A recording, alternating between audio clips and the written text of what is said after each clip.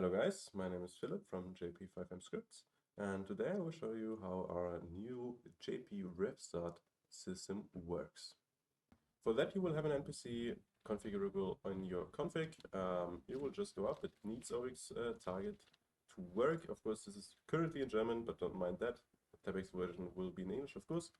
You will be asked to get a reference code. In this case I will just don't enter anything, and then you will be rewarded with everything you set in the config, in this case a car, as well as some starter items. Now looking at our database, we can see which citizen already claimed the package, when they did that, and if they entered the ref code, which one they've entered. So now I will show you guys how this would look like if you do enter a reference code. In this case we will just use streamer123. I will show you in the config you can configure each reference code to give different stuff if you want that, different vehicles if you want that. In this case we just use streamer123 and we get a different car as well as some different items on top. Now looking back at our database, we can see the reference code I just entered, and if you plan on going back to reward the streamer, you can simply do so by just looking at the database and see how many players have actually used this ref code. Now a little overview of the config. You of course can enable and disable every single function I just showed you. So for this example, maybe you don't want to use the ref codes at all, which will just give the items like a very standard, I guess, starter package. You can also just use the ref code without giving special rewards to players.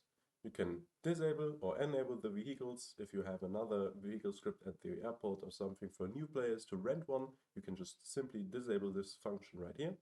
You can also disable custom vehicles for each code, which means if you just want to give custom items, not a vehicle, just a standardized vehicle you set, that's also doable right here. Next up, we have the vehicle spawns. We have set multiple, so if one is occupied by another vehicle, we just iterate to the next one. You of course can add as many spawn points as you like. Via config NPC, you can change the model and position of the NPC. In config starter items, you set the base rewards, meaning what every player should get. This in this case is $5,000 in cash money. Some items you can configure. The vehicle, if you use a parking script, you can also set the location where the vehicle should be stored automatically, and you can disable player teleporting into the vehicle right away.